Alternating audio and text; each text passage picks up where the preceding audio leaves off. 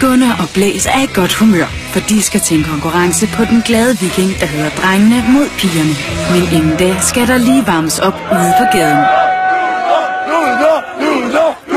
Hver gang vi møder nogle piger på gaden, så laver vi en rundkreds rundt om dem. Og så står vi og luder til dem. Det var totalt griner. Men det var fandme synd for nogle af pigerne, de var ikke helt med på den.